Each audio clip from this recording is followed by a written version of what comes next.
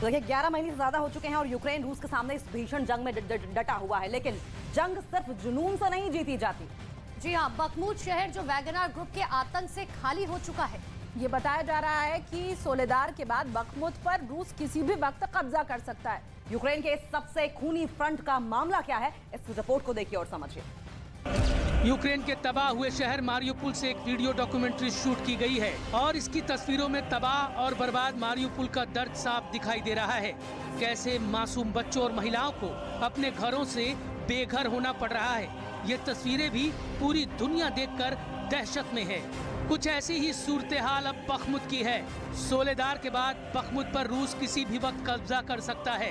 Bakhmut पर रूस की सेनाओं ने दबाव बना रखा है, लेकिन यूक्रेन ने अभी हार नहीं मानी है। अब बखमुत पर रूस का फाइनल अटैक करने की तैयारी है, ठीक वैसे ही जैसे सोलेदार में 24 घंटे के अंदर ही 91 बार पुतिन की आर्मी ने जमीन, आकाश और समंदर से भयंकर हमले किए थे।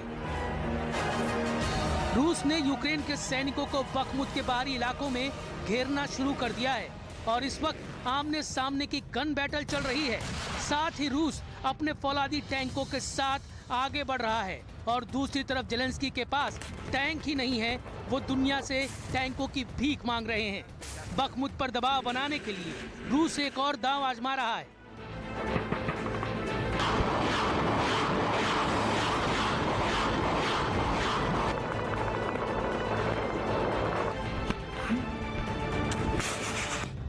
यूक्रेन का ध्यान बखमुत से हटाने के लिए भी पुतिन बेलारूस के बॉर्डर से रूस के 20,000 सैनिकों और बेलारूस के 60,000 सैनिकों के एक साथ लाकर यूक्रेन को इंगेज करने की तैयारी में है। यूक्रेन युद्ध शुरू होने के 2 महीने बाद पुतिन ने मिशन बखमुत शुरू किया था। रूस ने बखमुत पर हमला मई 2022 में शुरू किया था, लेकिन यहाँ रूस का सबसे बड़ा अटैक 1 अगस्त को हुआ। बखमुत में रूस के हमले का नेतृत्व खूंखार वैगनर ग्रुप कर रहा है। डोनेट्स्क और लुहांस्क की अलगाववादी राज्यों की सेनाएं भी वैगनर का सपोर्ट कर रही हैं। रूस ने नए भर्ती किए जवानों को बखमुत की जंग में भेजा है। 9 दिसंबर को जेलेंस्की ने दावा किया था कि रूस ने बखमुत को नष्ट कर दिया है। 16 जनवरी को रूस की आर्मी ने सोलेदार पर कब्जा कर लिया, जो बखमुत के करीब 15 किलोमीटर दूर है और अब बखमुत में निर्णायक लड़ाई छिड़ गई है।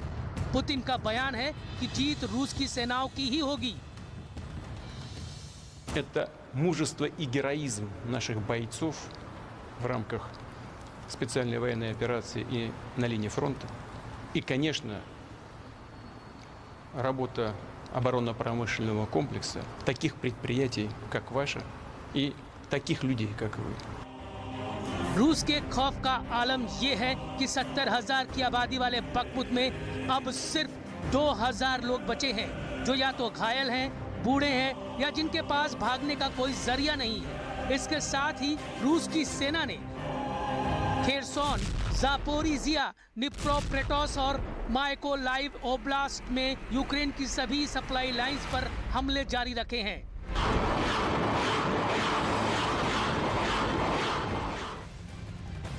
लेकिन देखिए, सबसे बड़ा सवाल ये है कि आखिर पुतिन इस वक्त बखमुत को ही निशाना क्यों बना रहे हैं। जानकारों के मुताबिक बखमुत रसद सप्लाई का एक प्रमुख केंद्र है और इस शहर पर कब्जे के बाद यूक्रेन के 2 और शहरों को रूस आसानी से टारगेट कर सकता है। और यही वजह है कि इस वक्त बखमुत में ताबड़तोड़ हमले चल रहे हैं।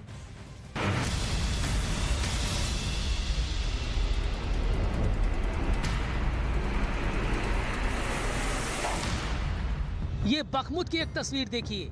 आप देख सकते हैं कि बेहद कठिन परिस्थितियों में सैनिक किस तरह तबाह हुई यूक्रेन की इमारतों के खंडरों में छुपकर दुश्मनों से लोहा ले रहे हैं। बड़ा सवाल ये भी है कि आखिर रूस को बखमुत किसी भी कीमत पर क्यों चाहिए, इसकी स्ट्रेटेजिक इंपॉर्टेंस क्या है। बखमुत रसद सप्लाई का एक प्रमुख केंद्र है। यहाँ पर 2 अहम सड़कें हैं जो कोस्टिनटिनविका और सिवरेस्क तक जाती हैं। यानी बखमुत पर कब्जे के बाद 2 और शहर रूस के आसान टारगेट पर होंगे।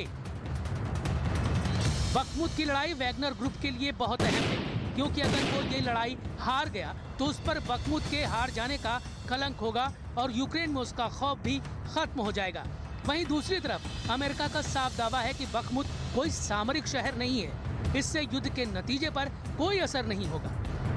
अमेरिका के राष्ट्रीय सुरक्षा मामलों पर व्हाइट हाउस के प्रवक्ता जॉन किर्बी का बयान है कि बखमुत और सोलेदार के रूस के पास जाने से भी युद्ध पर कोई रणनीतिक असर नहीं पड़ेगा। बखमुत को बचाने के लिए यूक्रेन के सैनिकों को लियोपार्ड जैसा दमदार टैंक चाहिए। यूक्रेन के पास अभी जो टैंक हैं वो सोवियत युग के हैं और काफी पुराने हैं। यूक्रेन के सैनिक भी नए टैंकों की डिमांड कर रहे हैं। अगर यूक्रेन को नए टैंक नहीं मिले तो यूक्रेन के लिए बखमुत को बचाना बहुत मुश्किल हो जाएगा।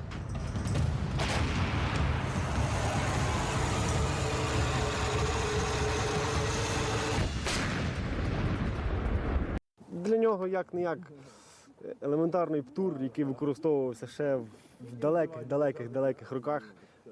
Це така серйозна небезпека. बखमुत की जंग लड़ रहे यूक्रेन के इन सैनिकों को लगता है कि अगर उनको लियोपार्ड और चैलेंजर जैसे टैंक मिलेंगे तो उनका हौसला बढ़ेगा।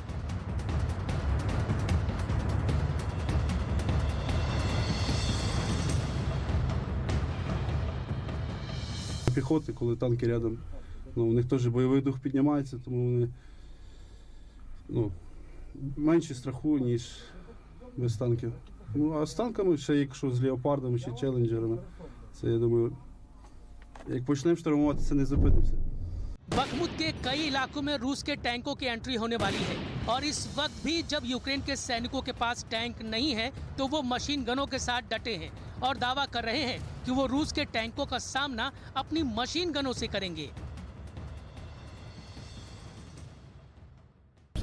Горой стоим против танков с автоматом. Там будет видно. Сколько духа хватит, столько и будем стоять. बखमुत के अलावा जापोरिजिया के मोर्चे पर भी रूस की आर्मी ने जबरदस्त जंग शुरू कर दी है। यूक्रेन के सबसे बड़े परमाणु संयंत्रों में से एक जापोरिजिया से आगे भी अब रूस की सेनाओं ने अपने पांव फैलाने शुरू कर दिए हैं। रिपोर्ट्स ये आ रही है कि उसकी सेनाओं ने जापोरिजिया से आगे बढ़कर 2 और यूक्रेन के कस्बों पर भी कब्जा कर लिया है। पश्चिमी मीडिया से एक और बड़ी खबर ये भी आ रही है कि रूस सर्दियों का इस्तेमाल करते हुए यूक्रेन पर और ज्यादा हावी होना चाहता है। इसके लिए पुतिन 7 लाख और नए सैनिकों की भर्ती की प्लानिंग बना रहे हैं।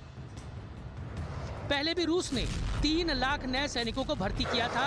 उस वक्त रूस की तरफ से ये दावा किया गया था कि अब वो और नए सैनिकों की भर्ती नहीं करेगा, लेकिन अब 7 लाख और सैनिकों की भर्ती की खबर ने यूक्रेन और यूरोप के दूसरे देशों के अंदर हड़कंप की स्थिति पैदा कर दी है।